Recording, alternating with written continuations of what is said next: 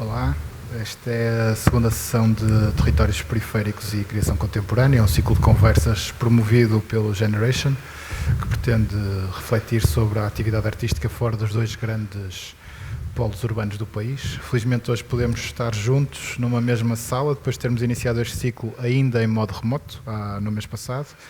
Com a presença do público vamos retomar o formato para o qual tínhamos inicialmente pensado este ciclo, com um primeiro momento em que eu vou estar a conversar com a convidada desta tarde, abrindo depois a possibilidade de diálogo com a plateia.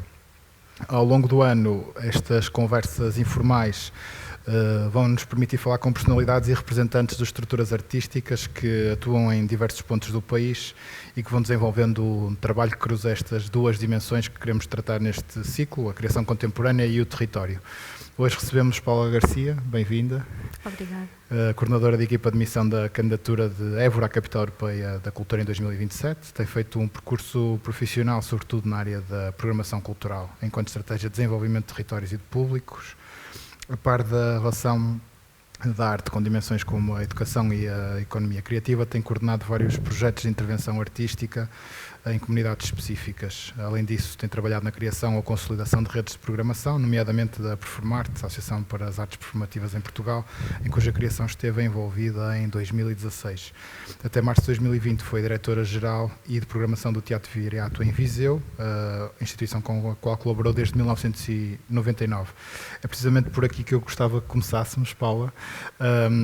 O teu nome e o teu percurso confundem-se com o Viseu durante mais de 20 anos. Na conversa anterior com o Luís Sousa Ferreira, eu perguntava-lhe de que forma é que o sítio de onde ele era tinha influenciado o percurso dele. No teu caso, a questão tem que ser ligeiramente diferente. É de que forma é que aqueles 22 anos, creio que passaste em Viseu, te influenciaram e que marca é que isso deixa no percurso que estás a construir depois de teres deixado o Viriato e de teres afastado do lugar onde tiveste mais de 2 décadas?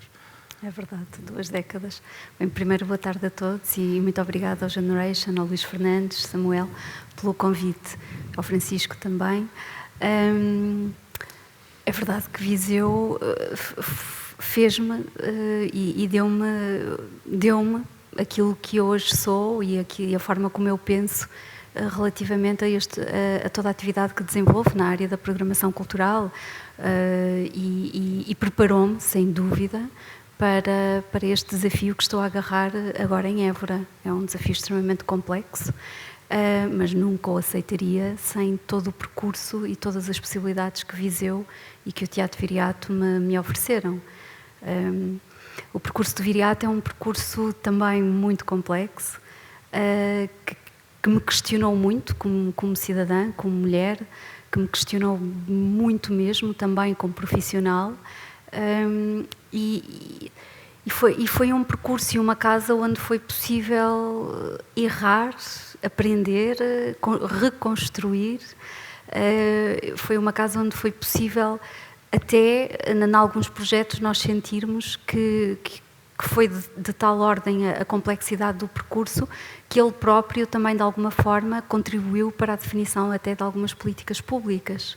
Ou seja, de facto, Viseu, apesar de ser o Teatro Viriato, apesar de ser uma casa com uma lotação de 260 lugares, foi uma casa que desenvolveu no seu percurso e nestes últimos 22 anos um projeto muito, muito complexo e com muitas frentes.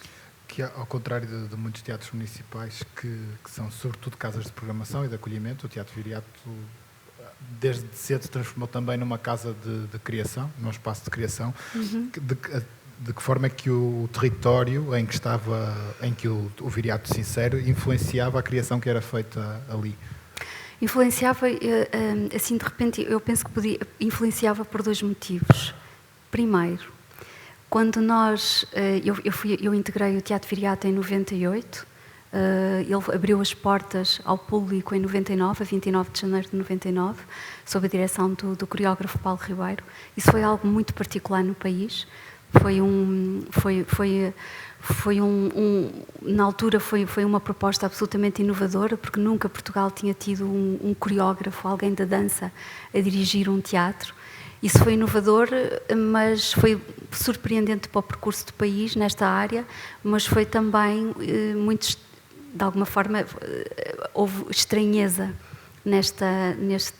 Eu lembro-me de, na altura... Pelo facto de ele vir da dança ou pelo Sim, facto de ser um artista que continuava a criar e que estava a dirigir um teatro? Era sobretudo o pensamento que nós estamos a falar de 99, Viseu, 1999. Era estranho ver um coreógrafo, um homem da dança à frente daquilo que se chamava teatro, um edifício que se chamava teatro. E foi,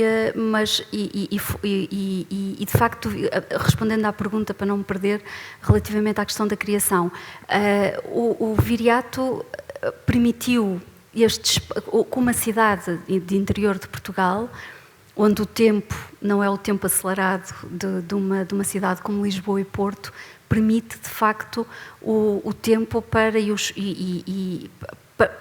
a criação, ou seja, foi sempre, isto também porque o Teatro Viriato, quando abre, para além de ter um coreógrafo à frente da casa, ele tem outra particularidade que é, assume uma companhia residente dentro da casa e uma companhia de dança, ou seja, a programação geral estava constantemente em diálogo ou em contacto, e a equipa de Viriato estávamos constantemente em contacto com a criação artística, porque estava uma companhia de criação artística dentro da casa.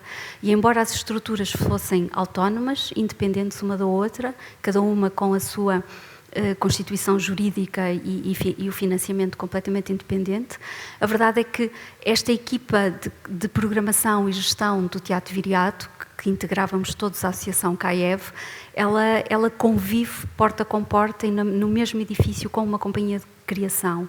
E isso, de facto, é muito estimulante, porque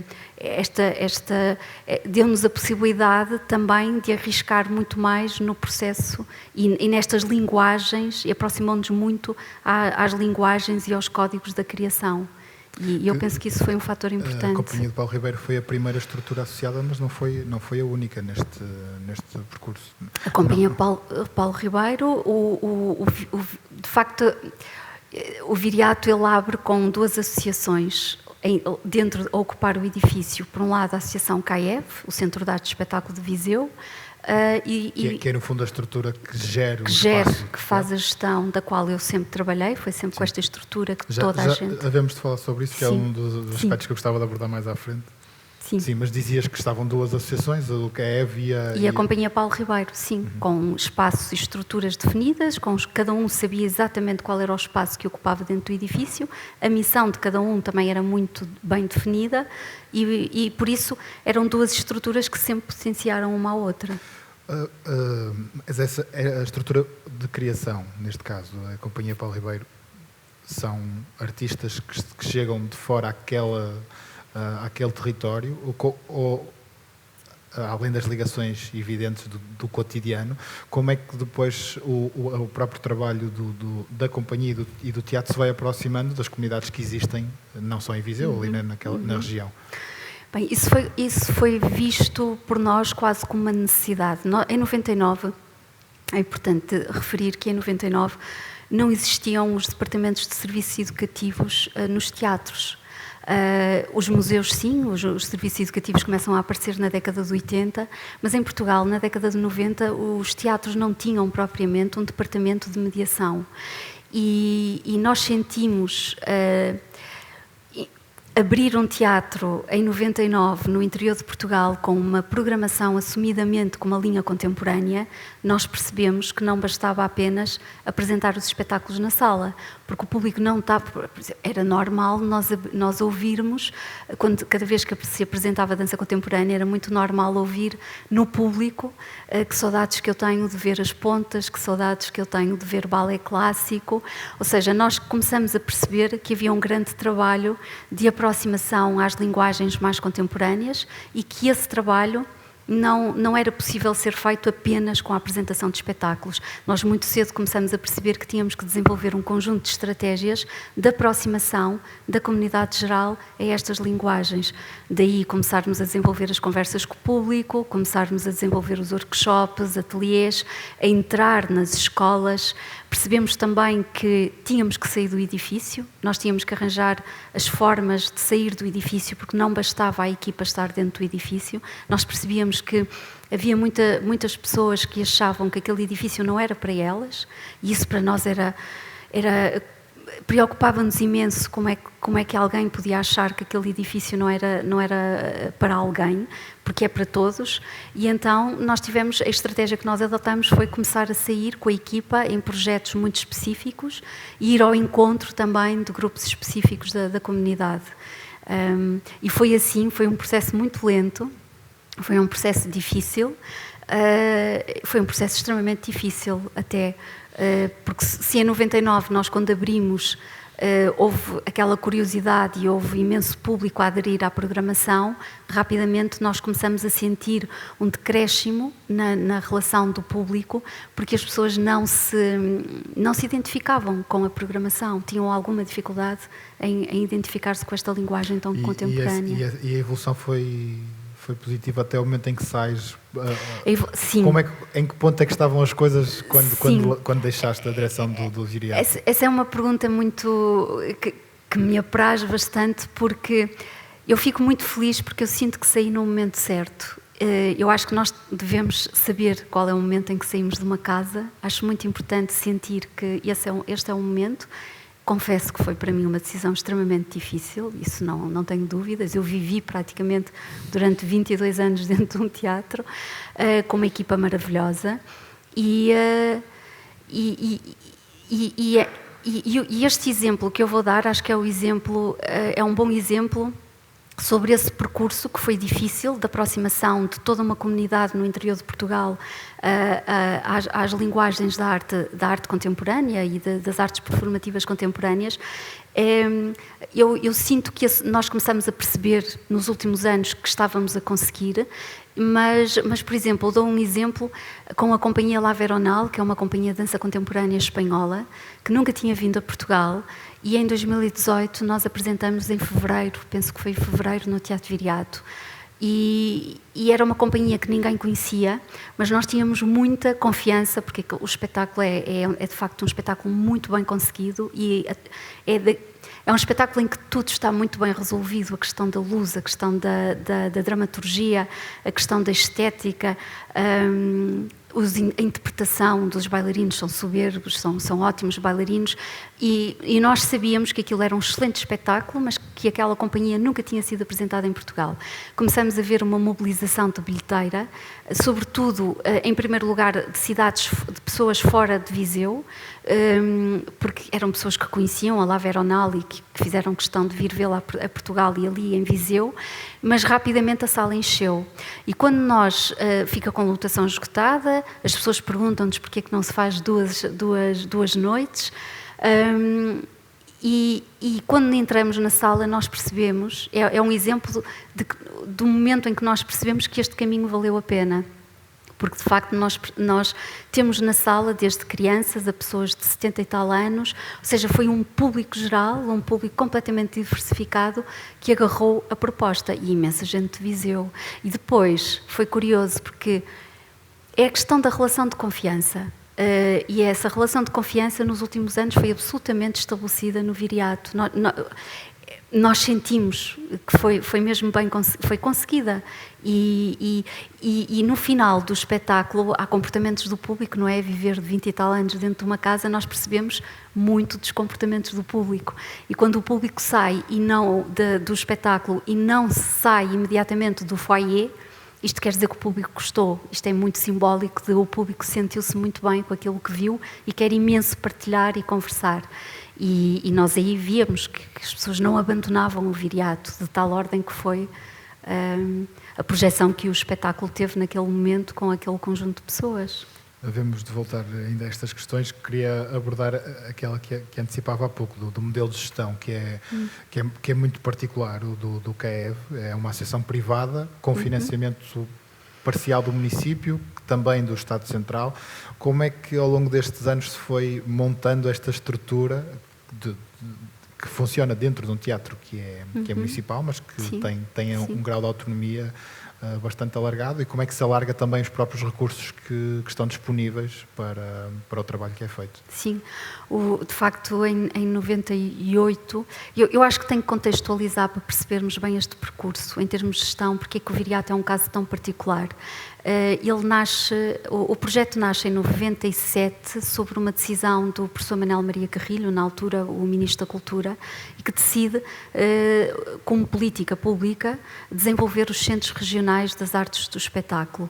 E os centros regionais foram desenvolvidos, começaram por ser em 2 cidades, Évora, e o projeto foi sediado no Teatro Garcia de Rezende, no belíssimo Teatro Garcia de Rezende, e o segundo projeto, logo a seguir, no ano seguinte, foi em Viseu, no Teatro Viriato, e nós estávamos sob este chapéu de sermos, a responsabilidade de sermos um centro regional. Para isso, foi decidido e defendeu-se muito na altura com o Ministro, com o professor Manuel Maria Carrilho, o Paulo Ribeiro defendeu muito a importância da autonomia artística de programação, e de gestão e de programação. E isso foi fundamental. Eu acho que isso foi um grande ganho que o Paulo Ribeiro na altura conseguiu, e Évora também estava nessa situação, também o conseguiu. Ou seja, é uma associação de direito privado, que foi o CAEV, constituiu-se o Centro de Artes do Espetáculo de Viseu, o CAEV, que é a estrutura que faz os contratos com toda a equipa. Nós sempre fomos uma média de 14, 13 colaboradores, toda a gente sempre, desde 99, com contrato. E de facto nós ocupamos um teatro municipal e gozamos dessa autonomia financeira e de programação por acordo com o Ministério da Cultura e com o município de Viseu. Claro que isto foi possível em 99, graças a um diálogo e um entendimento entre o Ministério da Cultura e Câmara Municipal de Viseu.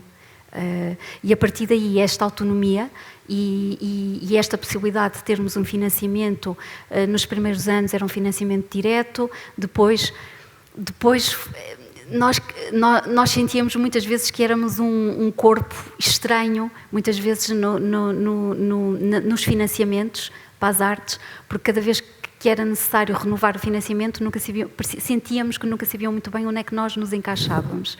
E então, a dada altura, começámos a estar nos quadrienais e a desenvolver candidatura de 4 em 4 anos. E a relação com o município ao longo destes anos foi sempre estável e relativamente pacífica? Eu não queria entrar em polémicas, é mesmo um dos temas que me interessa nestas conversas, sim. Porque o Estado Central é relativamente ausente das políticas públicas culturais, no caso de Viseu, até ao contrário, até um dos bons exemplos, mas acaba por tornar inevitável que sejam os municípios muitas vezes a assumir um papel de relevo. Mas essa relação entre os municípios e os programadores nem sempre é muito pacífica. E eu gostava, sem querer entrar sem querer particularizar a questão, eu queria perceber como é que se geria essa relação entre o município e uma associação de direito privado que está a trabalhar o que é o projeto cultural do Teatro Municipal. Sim. Eu continuo a achar que é um modelo muito interessante. Continuo a achar que é um modelo que tem muitas vantagens, sobretudo no desenvolvimento do projeto. A relação com o município de Viseu foi sempre uma relação de diálogo, de muita frontalidade, sempre de muito respeito também. E há uma questão, para mim, fundamental e que contribui muito para o sucesso do Teatro Viriato. É que o município de Viseu e o próprio Ministério, depois mais tarde, Direção-Geral das Artes, eles nunca falharam naquilo que era a obrigação e que lhes competia, que era o financiamento. Eles nunca, em momento algum da história do Teatro Viriato, houve uma interrupção ao financiamento do Viriato. E isso para nós era fundamental, para aquela casa continuar sempre a trabalhar no nível profissional que todos nós acreditávamos e que exigíamos. Depois, a relação, é evidente que nós estamos a ocupar um espaço que é municipal, mais ainda quando quase 90% da equipa nem sequer era natural de Viseu. É claro que isto causa alguma estranheza e claro que entram aqui as relações de poder. Aquela casa é municipal, mas eu não a posso gerir, não é? Do ponto de vista do município. Mas o entendimento que tem que ser feito é aquela casa é municipal e nós apoiamos e estamos de acordo com o projeto que está a ser desenvolvido. E nunca houve, não posso dizer que alguma vez houvesse ou que alguma vez tivéssemos sentido que o município de Viseu estava a pôr em perigo a continuidade do projeto. Isso efetivamente nunca aconteceu. Agora, nem tentação de interferência do ponto de vista artístico?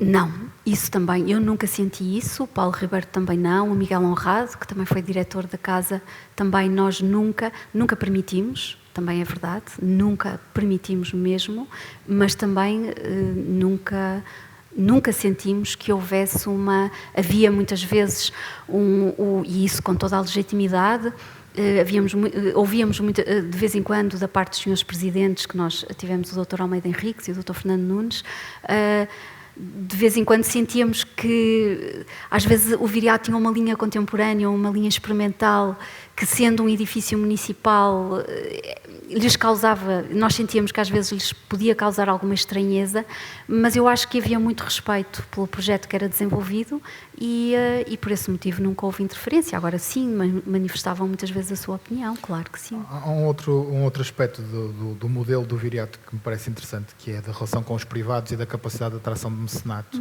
que também me parece exemplar, até porque é uma das dificuldades que muitos dos responsáveis dos teatros municipais e de quem desenvolve projetos culturais vão manifestando. Não foi o vosso caso. A relação com os mecenas, para quem vê de fora, parece ter sido muito bem sucedida. Foi sempre assim, pacífico, sem... Seguramente pacífico. Que me vais dizer que houve muito trabalho para chegar lá, mas como é que foi nos primeiros contactos com os mecenas que depois acabaram por acompanhar o projeto do Viriato?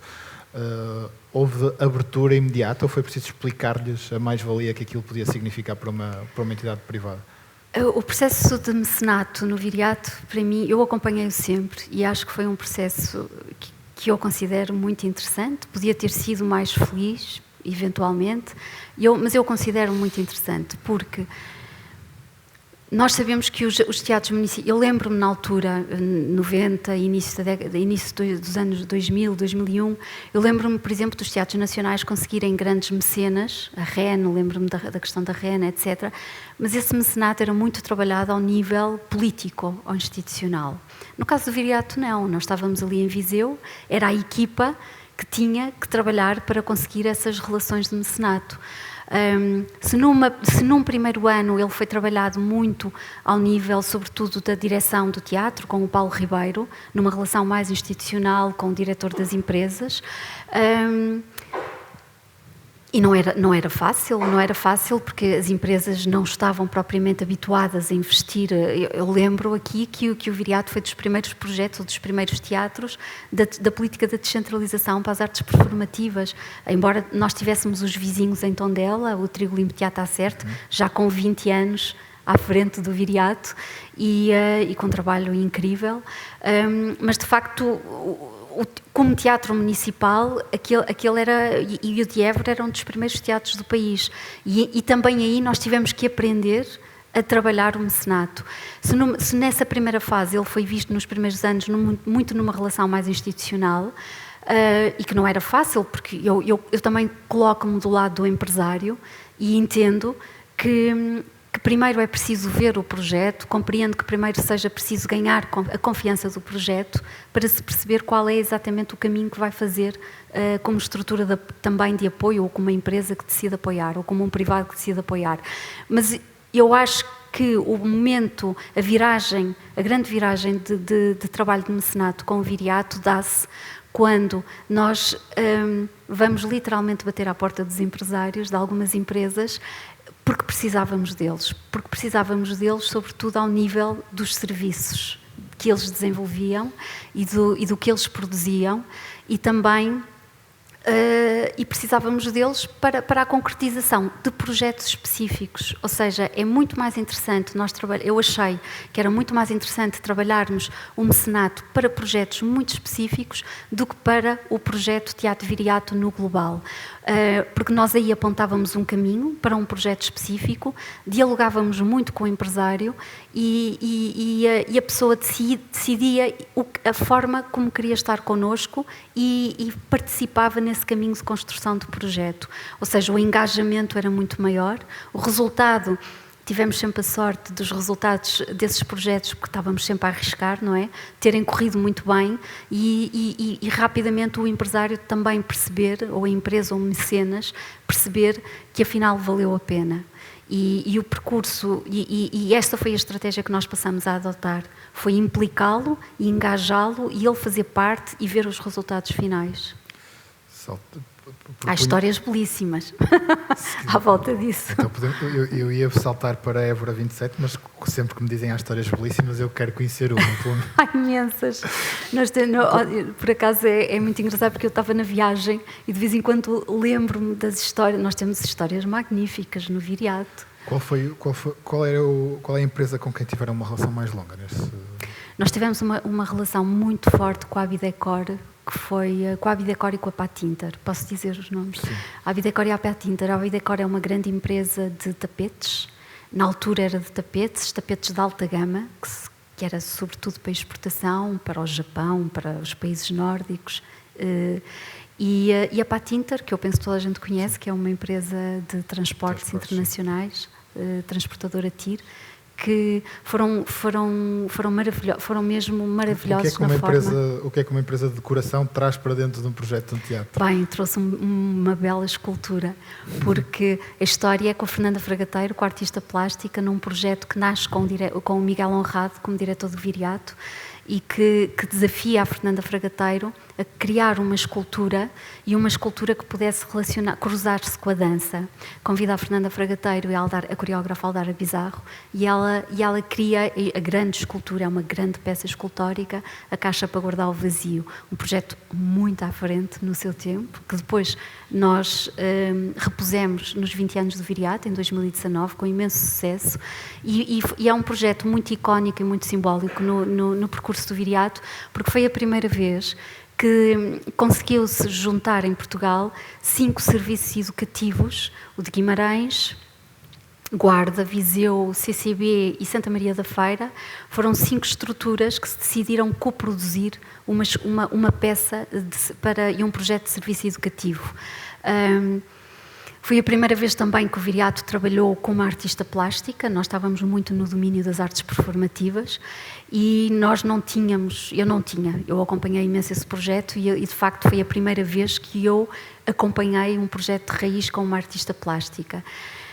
Percebemos que o orçamento que tínhamos, afinal, não era o suficiente e foi isso que nos obrigou a ir à procura de mecenas. Então eu vou com a Fernanda Fragateiro e, na altura, com a minha colega Ana Lúcia Figueiredo, vamos as 3 à Abidecor e digo, olha, vamos tentar que a Abidecor nos apoie. E nunca me esqueço, porque o Sr. Fernando, que era o administrador, ele recebe-nos e diz, muito bem, o que é que eu posso fazer por vós? Nós só sabemos é fazer tapetes. E eu fiquei assim, eu disse, bola, já não vou conseguir pedir o valor do dinheiro que nós precisávamos, de financiamento. E a Fernanda olha para ele e diz, boa, é isso mesmo que eu quero. Eu quero um tapete da dimensão da escultura, 16 metros quadrados. Foi um tapete, e o Sr. Fernando fica a olhar para ela e diz, muito bem, então e quais são as características do tapete? Todo preto, com algodão de uma altura que acho que eram 5 centímetros, um tapete de alta gama, com uma qualidade incrível, todo preto. Foi uma dificuldade enorme para aquela equipa da Abidecor fazer aquele tapete. Ele teve que ser feito em 2 fases e depois foi todo cozido. Uma peça magnífica.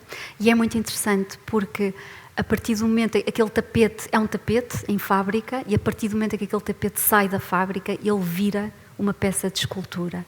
E esta ideia de um produto, como é que uma Abidecor de repente se viu a fazer parte e completamente engajada com a criação de uma escultura, e achavam que só sabiam fazer tapetes.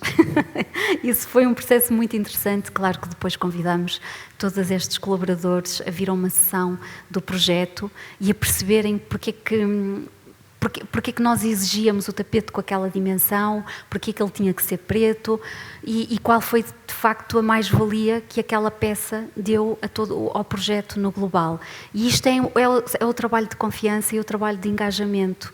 Estas pessoas, a partir daqui, relacionaram-se muito bem sempre com a equipa do Teatro Viriato, sempre houve aqui o estabelecimento de um processo de confiança muito grande. A Patinter também entra neste projeto. No mesmo? No mesmo, e pela primeira vez. Pronto, a partir do momento em que eles entram neste projeto, depois foi sempre uma caminhada de diálogo. E com a Pat Inter também foi muito bonito, porque nós, quando assumimos o projeto com a Fernanda Fragateiro, não sabíamos que ia ser uma caixa com 16 metros quadrados, com peças de madeira, uma peça muito difícil também, e muito sensível e que exige um imenso cuidado. E então nós pedimos, eu que estava nessa altura a gerir o orçamento, disse: nós não temos dinheiro para transportes, e eu não conseguia pedir mais dinheiro aos coprodutores, porque já sabia qual era a resposta, embora soubesse também que eles iam compreender perfeitamente, mas iam dizer: Paula, temos que arranjar uma solução. Então eu resolvi pedir o apoio à Pat Inter, já que eles eram uma companhia de transportes, uma empresa de transportes, e sediada ali em Mangual, de cerca de 20 km de Viseu. E eu tentei telefonar, falar várias vezes com o administrador, disseram-me que eu tinha que falar com a pessoa X, mas a pessoa X era extremamente ocupada, nunca me respondeu ao meu fax na altura, eu acho que foi um fax, não foi, eu tenho ideia que não foi e-mail, nunca me podia responder. Entretanto, o projeto, a caixa não cabe dentro do Teatro Viriato, ou seja, ela cabia no palco, mas não podia ocupar 2 ou 3 meses de palco, e então nós decidimos, eu propus à Fernanda ela ir para o claustro do lar em frente, que era um lar de acolhimento de jovens, que também, nossos vizinhos e com quem nós tínhamos uma excelente relação com aquele lar, e pedimos se podíamos colocar a peça no claustro, e toda a peça ela é pensada a partir do espaço daquele claustro. Também é uma história muito bonita, a relação, são imensas histórias, eu não posso contá-las, senão vou-me perder. Mas esta da Pat Inter é engraçado, porque há um dia em que esta pessoa da Pat Inter me telefona e diz: olha, eu sei que anda-me a tentar contactar, eu peço-lhe imensa desculpa, mas eu de facto sou extremamente ocupado. E eu disse: mas posso reunir consigo? Ele: não, eu não vou ter tempo, mas pode falar comigo por telefone. E eu avancei tudo e disse: olha, eu preciso de vós, senão nós não vamos conseguir este projeto. Eu não sei mesmo como conseguir fazer a itinerância do projeto. E ele foi maravilhoso, só me disse: Paula, olha, nós não nos conhecemos, mas eu vou fazer confiança no Teatro Viriato, até porque eu sei quem é o Paulo Ribeiro, embora o Paulo já não esteja na casa, mas eu sei que eu de vez em quando até vou ver espetáculos, eu faço confiança que isto é para correr bem, por isso envio-me toda a informação, datas de montagem, desmontagem, quando é que precisam do caminhão, o itinerário todo, e a Pat Inter nunca falhou. O motorista esteve sempre à hora da montagem, seja no CCB, que também era um dos parceiros, em Lisboa, que muitas vezes aquilo era uma confusão para entrar na cidade, bateu tudo certinho, correu sempre tudo lindamente. E aí eu enchi-me de coragem, foi quando lhe tive que dizer que afinal o projeto também ia à Itália e também ia à França. E eu disse: bem, agora é que vai correr mal, e foi maravilhoso, porque ele disse: muito bem, nós temos sede também, a sede é em Mangualde, mas nós temos também armazéns em Londres, em França, e muito rapidamente pela Europa nós conseguimos que a logística dê resposta, e correu tudo lindamente. Claro que os motoristas e os colaboradores da Pat Inter são depois convidados a verem, a perceberem o que é exatamente o projeto em que se envolveram, e criam-se as relações emocionais, as relações de confiança, e é a partir daqui que também que se consegue fazer muito trabalho. Eu deixei-me levar pelo teu entusiasmo notório com estas colaborações, mas acho que ficamos todos a perceber realmente o entusiasmo que ele provocou e quão marcante foi esta colaboração. Propunha-te então que saltássemos de 99 para 2027 e tentarmos perceber um bocadinho o que está a ser o teu trabalho em Évora, na coordenação da candidatura de Évora à Capital Europeia da Cultura. Acima de tudo, o que eu gostava de te perguntar é: como é que tu te aproximas de um território relativamente ao qual não tinhas nenhum contacto prévio? Não. E como é que te aproximas de um território novo e como é que percebes que projeto é que é possível fazer naquele território? Qual é que é o teu método?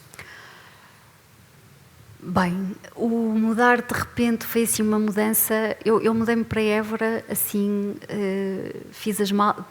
saí do Viriato, fui a casa, fiz as malas, meti tudo dentro do carro, e no dia a seguir estava em reunião na Câmara Municipal de Évora. E a minha vida em Évora começa assim e passado 2 semanas entramos o país e o mundo entram em confinamento. Eu não tinha relação nenhuma com Évora, a única relação que eu tinha de trabalho era com o Rui Horta em Montemoro Novo. E com Évora nunca trabalhei. Acho que foi das poucas cidades da capital distrito com quem o Viriato nunca tinha trabalhado. A candidatura de Évora e tal como Braga também está nesta posição de se candidatar à Capital Europeia da Cultura, é uma candidatura extremamente complexa, mas apesar de tudo nós somos bem direcionados pelos critérios, nós temos que responder a 6 perguntas, mas essas 6 perguntas obrigam a um enorme trabalho antes de se começar até a escrita do dossiê. De facto, e fazer esse trabalho todo numa cidade com quem eu não tinha relação nenhuma e começar a desbravar caminho porque nós percebíamos as questões que estavam a ser lançadas e para responder a essas questões era preciso conhecer bem o território, mas a verdade é que eu também fui numa situação que eu acho que é de alguma forma privilegiada para se fazer este trabalho, é que eu não tenho relação nenhuma com Évora, ou seja, eu não tinha. Isso é uma vantagem? É uma vantagem, absolutamente. É uma vantagem porque eu não tenho relação nenhuma viciada, não tinha nenhuma relação social sequer, ou seja, não há vícios de trabalho, não há histórias mal contadas ou por resolver que influenciam depois tomadas de decisão. Nós sabemos que sim, que influenciam tomadas de decisão. E por isso eu vou completamente disponível e aberta para ouvir toda a gente que queira falar comigo. O que eu fiz, o meu método de trabalho foi começar a pedir reuniões. Eu escutei, entrevistei uma centena de pessoas e quantas mais ainda tenho que ouvir. Mas o método é esse, é ouvir, conhecer, aproveitar os tempos e as possibilidades de não confinamento para sair de Évora e viajar no território, porque ainda por cima a candidatura de Évora ela tem um compromisso de ser alargada ao Alentejo Central e depois com outras relações também com outros municípios do Alentejo. Encontraste em Évora os mesmos problemas que tinhas encontrado em Viseu em 99 ou as realidades eram muito distintas? Não são distintas e não são muito distintas. Tem muitas questões de uma cidade mais de interior de Portugal. Tem a questão de ser uma cidade muito mais próxima do que Viseu, do grande centro, que é Lisboa. Mas tem as mesmas dificuldades porque o Alentejo é uma metrópole distribuída, não é? Como diz uma pessoa que está a colaborar também connosco na candidatura, o Alentejo e Évora e toda aquela região do Alentejo Central é uma metrópole distribuída e por isso nós temos que estar muito atentos ao que é o Alentejo e essa atenção tem que ser de observação e de muita escuta. E quem me deu, e é engraçado porque quem me deu essa prática foi sem dúvida o Teatro Viriato, porque é a partir muito da escuta dos públicos, dos artistas, que nós conseguimos também traçar o caminho e traça-se muito caminho a partir da escuta dos outros. Imagino que falavas da relação anterior, que tu já tinhas tido trabalho com o Rui Horta, o facto do espaço do tempo estar ali próximo há de refletir-se no que há de ser o projeto. Há outras estruturas de criação no território com quem tenhas ido falar imediatamente e que parecessem parceiros naturais deste processo? Absolutamente. Eu muito rapidamente consegui identificar um conjunto de estruturas de uma importância bastante grande e que muitas vezes... O Alentejo é um tesouro. O Alentejo é um tesouro e eu falo por mim, mas eu fico com a sensação de que o país não conhece muito bem o Alentejo e que o discurso que passa muito sobre o Alentejo é o discurso do turismo.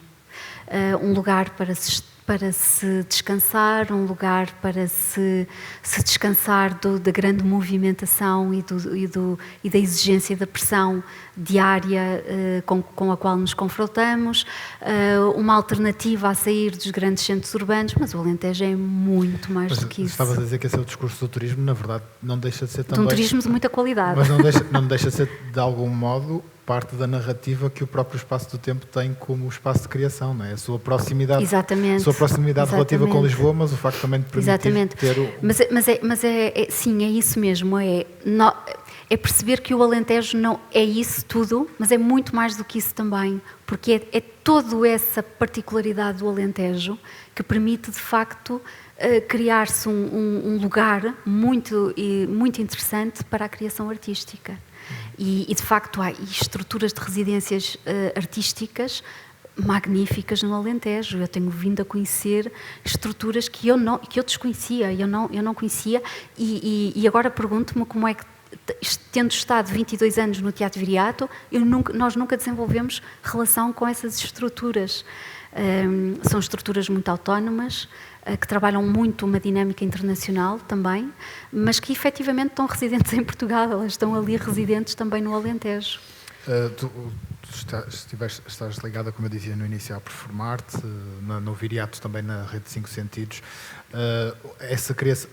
A criação de redes no território permite resolver alguns desses problemas de desconhecimento de estruturas que estão sediadas no país e sobre as quais o próprio meio acaba por não ter conhecimento completo? Sim. As redes... Bem, nós podíamos ter uma hora aqui a falar sobre a dinâmica das redes em Portugal, pelo menos as que eu conheço, e na área das artes performativas. Mas sem dúvida que é muito interessante e é muito importante quando uma estrutura, e voltando ao Viriato, não é? No interior de Portugal, quando uma estrutura dialoga e o Viriato teve isso logo desde o início, porque o Paulo Ribeiro, ao vir, que estava residente em Lisboa, sai de Lisboa para vir para o interior, ele arrasta consigo também todos estes contactos que já estavam muito estabelecidos, e mesmo a nível internacional, arrasta todos estes contactos para Viseu, e sem dúvida que o projeto do Teatro Viriato ganha muito com isso. As redes de trabalho são interessantes porque são oportunidades de partilharmos e de conhecermos, e os pares conhecerem melhor o que se desenvolve em cada território, e que é fundamental, e claro, são oportunidades também de concertação, de condições, sobretudo, para o desenvolvimento da atividade artística em Portugal. Eu abri a possibilidade de alguma questão da plateia, se houver esse interesse. Caso contrário, também ainda tenho algumas perguntas para fazer. Portanto, queria continuar nesta questão da candidatura à Capital Europeia da Cultura. Estamos noutra das cidades candidatas, em Braga. De repente o país tem mais de uma dezena de cidades a pensar num projeto cultural, a propósito da candidatura à Capital Europeia da Cultura de 27. O que é que achas que pode resultar em termos nacionais deste processo tão alargado em termos geográficos? Bem, eu acho que há logo uma vantagem, ou parece-me um benefício que o país ganha. É a primeira vez, eu penso que todos sabemos que é a primeira vez que o país está nesta situação de se candidatar à Capital Europeia, uma cidade candidatar-se à Capital Europeia. Guimarães, Lisboa e Porto foi uma decisão direta entre Comissão Europeia e Governo. Este exercício de candidatura é um exercício interessante, é doloroso, mas é muito interessante, porque no resultado nós vamos ter 11 cidades portuguesas com uma estratégia definida para a cultura até 2030, porque o dossiê de candidatura obriga a que todo ele seja suportado numa estratégia de candidatura, numa estratégia cultural até 2030. Por isso, qualquer bidbook tem que ter, para se apresentar, tem que ter fechado esta estratégia, e por isso a cidade tem que desenvolver esta estratégia. E Portugal vai ganhar 11 cidades com estratégias para a cultura até 2030, e que me parece que é uma grande mais-valia. E que garantias é que temos da sua concretização da parte de quem das cidades que não forem escolhidas? Eu penso, esta estratégia tem que ser aprovada em Assembleia Municipal, por isso, ao ser aprovada em Assembleia Municipal, elas têm que ser concretizadas. Deixa-me pegar na ideia das redes e nesta ideia de 11 cidades, mais de uma dezena de cidades que estão em competição. Quando aqui estamos a falar de uma competição, não é? Estão a concorrer umas contra as outras. Que tipo de relação é que se pode criar entre cidades que estão em primeiro lugar, a competir e a concorrer umas com as outras, mas que na verdade acabam por partilhar os mesmos desafios, provavelmente as mesmas dificuldades, as mesmas dúvidas, até porque é a primeira vez que isto acontece em Portugal. Sim. Onde é que é possível construir coisas em comum num processo que há parte de um pressuposto algo exclusivo, que é o facto de todas competirem por um único prémio, não é? Só ganha um. Sim, é um processo, eu acho que está a ser um processo muito interessante em Portugal. É verdade que nós estamos todos a competir, mas é verdade também que eu sinto que há muito respeito entre equipas. Há mesmo uma elegância de trato entre equipas e há mais do que isso até. Eu sinto que se eu precisar tirar uma dúvida, e porque eu conheço muitos dos profissionais que estão noutras cidades, aliás conheço também os de Braga e que acho uma excelente equipa, eu tenho a certeza absoluta que não me vão barrar o pedido de ajuda, e eu também não o farei, seria incapaz de o fazer, mas eu sinto mesmo que se precisar de ajuda e de precisar de fazer um telefonema, as pessoas vão-me ouvir, vão querer estar comigo e vão tentar ajudar. Eu isso não tenho dúvidas nenhumas. Isto também só para partilhar convosco, que há um sentimento de competição, porque nós estamos a competir para um lugar, não é? Mas eu acho que há, apesar de tudo, um sentimento de muito respeito e muito saudável até. E nós encontramos-nos todos, sobretudo naquilo que nos causa alguma apreensão, por exemplo, qual é o financiamento que o Governo vai cativar para a cidade que ganhar, para a cidade capital europeia em 2027. E isso é algo que todos nós temos que estar muito unidos e reunir, neste caso com a Sra. Ministra, e tentar perceber exatamente qual é o valor que está cativo, como é que esse processo vai ser feito, lutarmos todos juntos também para uma condição, porque isto é uma situação muito excepcional no país e é muito difícil desenvolvermos no terreno uma capital europeia, por exemplo, com todas as regras da contratação pública, que são extremamente dolorosas e demoradas. E aqui nós unimos-nos todos e podemos reivindicar, por exemplo, uma situação de exceção no país. E aí estamos todos a lutar para aquilo que vai beneficiar, o beneficiário efetivo vai ser a cidade ganhadora, mas foi um processo em conjunto. E depois há outras questões em que nós, em alguns projetos muito específicos, podemos estar também em colaboração com cidades que estejam a concorrer, e que eu acho que isso é muito, acho que é salutar e é importante. Não tens concorrência muito próxima em termos geográficos, no caso de Évora? Temos Faro, sim. Faro, Leiria. Será que está mais próxima? Sim. O que é que isso é uma vantagem ou é um inconveniente, neste ponto de vista da troca de experiências e do que é o próprio... É uma vantagem. Vamos ver se eu respondi bem. A pergunta exatamente é, o facto de não, na região do Alentejo, Évora de facto é a única cidade. Claro que é uma vantagem. Porque isto permite-nos, quer dizer, do ponto de vista do território, pode ser uma desvantagem se pensarmos que se Évora não ganhar, mas havia a possibilidade de outra cidade do território ganhar. Sim. Mas a verdade é que, eu tenho a certeza que se Faro ganhar, o Alentejo vai ganhar com isso também, ou se Évora ganhar, o Faro ou o Leiria. Eu acho que seja qual for a cidade que ganhe, o país vai ganhar, e por isso todas as cidades vão ganhar com isso. Eu tenho que falar sempre do lugar onde estou, mas eu imagino que ganhando Évora, eu não tenho dúvidas que há projetos que vão ser, que eu acho que deviam ser mesmo desenvolvidos com as cidades que estiveram também a competir.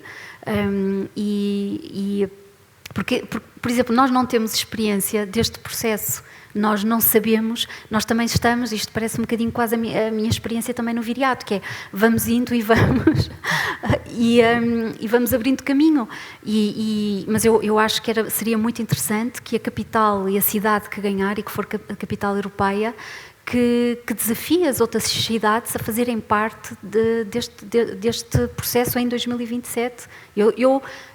eu não sei se é verganhar ou se continuar nesse trabalho.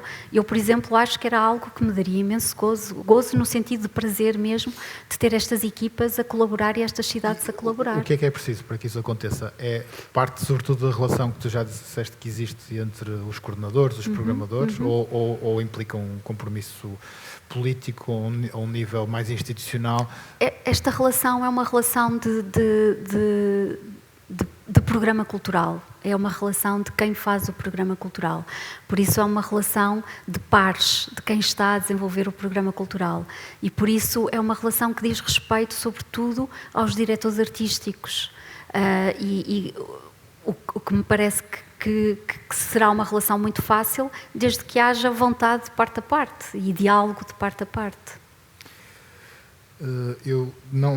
Estamos quase a terminar, mas eu não me perdoaria se não te fizesse uma pergunta que nos obriga a voltar para trás, mas obriga-nos a falar do Viriato. Falavas sobre o lar de acolhimento de jovens que estava em frente ao Viriato, com quem vocês trabalharam. Estava e está. Estava e está.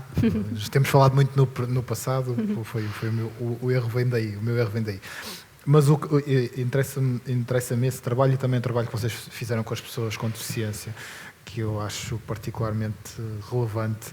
Eu gostava que terminássemos com essa questão de onde é que surge esse trabalho e qual é que achas que foi o maior ganho para ti, enquanto programador, enquanto pessoa que reflete sobre a criação contemporânea, desse trabalho com comunidades menos visíveis habitualmente nos palcos, desde logo.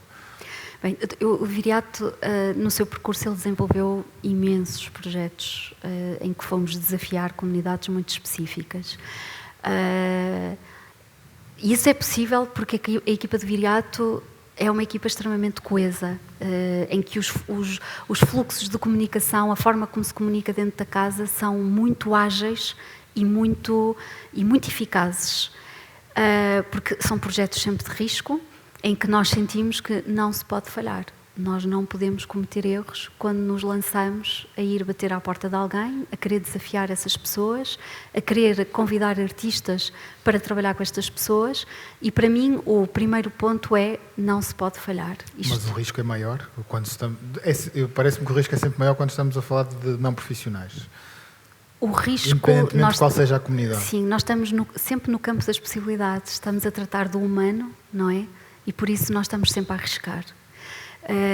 Nós desenvolvemos trabalhos muito difíceis, com alguns grupos que foram extremamente difíceis, quase dolorosos, mas não desistimos e eles também não desistiram de nós e no final é sempre muito, muito forte e nós precisamos ali depois de uns dias também para refletirmos bem sobre todo o processo.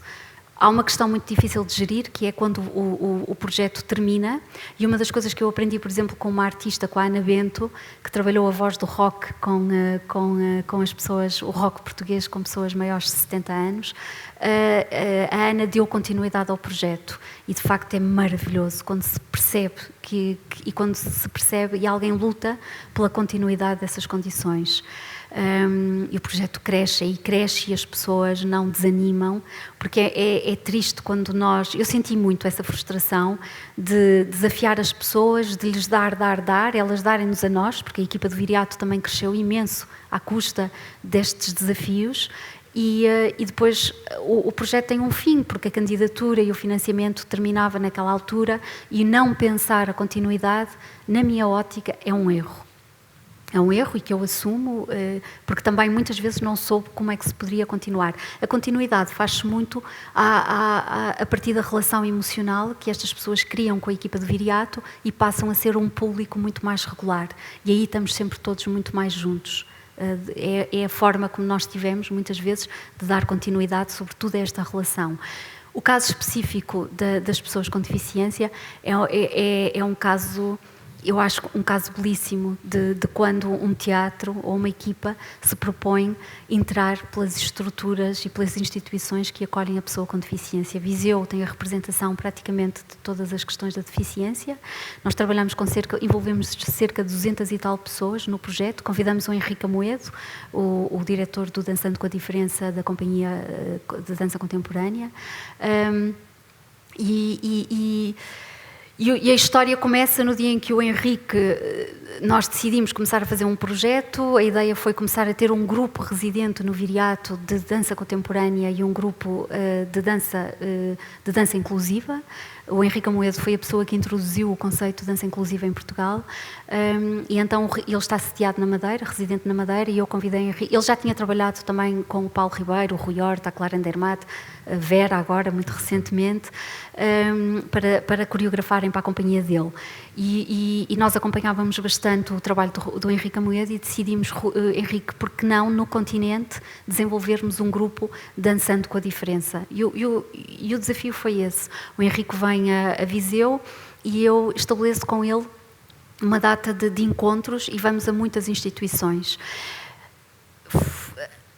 Para quem vive em Viseu, e eu acho que é importante termos esta consciência de que para quem vive em Viseu ou em qualquer cidade de Portugal, parece-me, acho que não estou a dizer nenhum erro, nós não temos consciência das pessoas, muitas vezes, da pessoa com deficiência, porque ela muitas vezes está invisível, está institucionalizada e aparentemente parece que nem existe. Então em Viseu nós às vezes nós começamos a perceber que eles vinham ao teatro quando fazíamos sessões para escolas.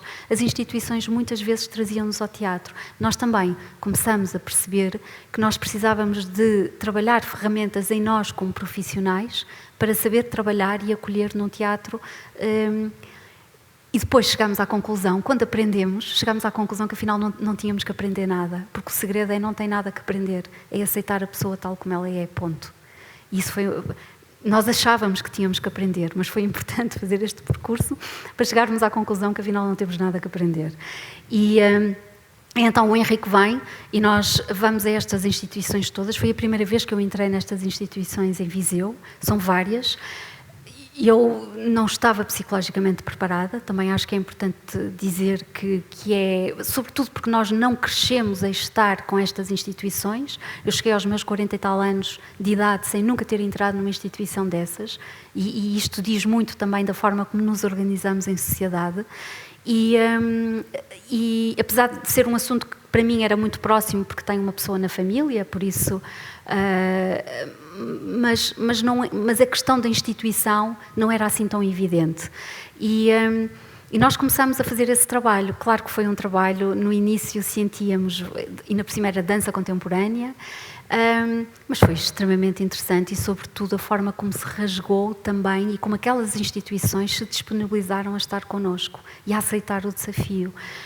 Aí há histórias emocionantes. Ia perguntar-te isso, sempre que alguém já te disse, quando diz a palavra histórias eu fico logo entusiasmado, mas o que eu te queria perguntar é, essas instituições que estão acostumadas a ter as portas fechadas e são portas fechadas para que o resto da sociedade não olhe para o que lá está, não é por decisão delas, provavelmente é por decisão do resto da sociedade que as portas não estão acostumadas a que haja pessoas a atravessarem aquela porta, ou seja, como é que foi a primeira reação de quem gera essas instituições e das próprias pessoas que estão ali muitas vezes institucionalizadas? Eu nesta história não posso esconder uma coisa, a pessoa que nos vem bater, que vem reunir comigo no Viriato é uma pessoa que é diretora de uma instituição e que costumava trazer as pessoas que estão na instituição, costumava trazê-los ao Viriato, e houve um dia que pediu uma reunião comigo e disse que achava que o Viriato podia trabalhar mais com estas instituições, uma vez que sabia que já tínhamos feito trabalho com outros grupos da comunidade e grupos muito específicos, por que não trabalhar com estas?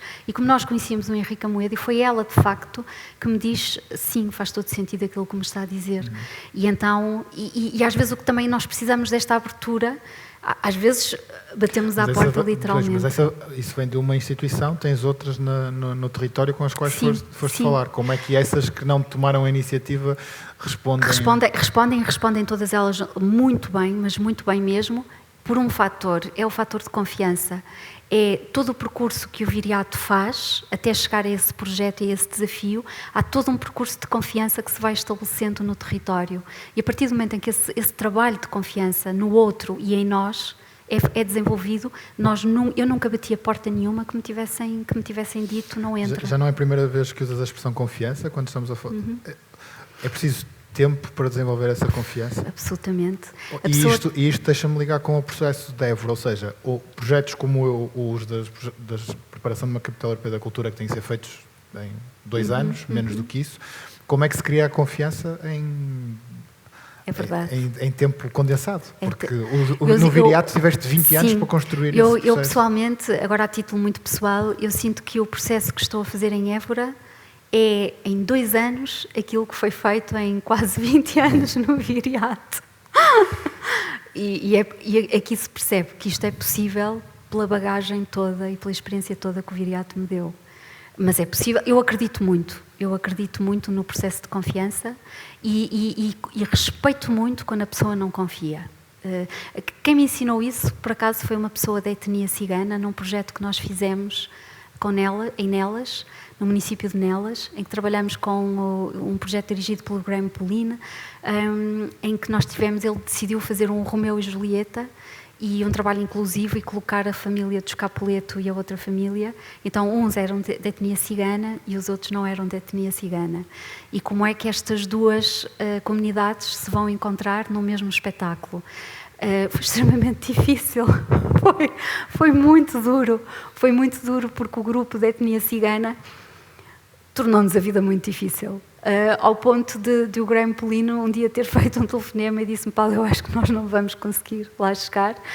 E pronto, e depois há este trabalho de nós vamos conseguir, Graham, vou ter contigo. Foi aí que aprendeste Foi aqui que eu aprendi, porque o Sr. António, que era o chefe deste grupo da etnia cigana, eles criaram tantas barreiras e tanta dificuldade, e é na estreia do espetáculo, que corre lindamente e que envolve imensa gente, que no final do espetáculo o Sr. António diz: eu agora peço que todos façam uma roda. Fazemos todos uma roda ali no adro da entrada da Câmara Municipal, que era um espetáculo no exterior. Fazemos todos uma roda, a equipa que esteve envolvida, e eram bastantes músicos, atores, a comunidade, fizemos todos uma roda, e o Sr. António toma a palavra como dianteira do grupo todo e diz: Sr. Graham, se quiser começar, nós agora estamos consigo. Se quiser começar de novo, nós estamos consigo.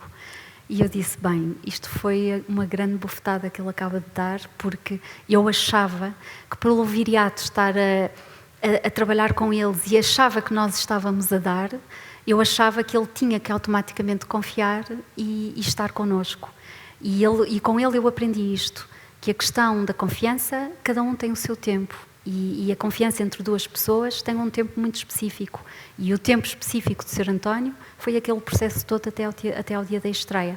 É verdade também que depois deste espetáculo, o espetáculo teve um impacto muito interessante na forma como aquele grupo passou a sentir-se muito mais incluído na comunidade em geral, e eles próprios vinham ver espetáculos do Graham e acompanhavam os espetáculos do Graham. Obrigado, Paula. Obrigado a todos pela presença. Obrigada eu. O ciclo Conversas de Territórios Periféricos e Criação Contemporânea continua no próximo mês. No final de junho temos uma nova conversa. Até lá.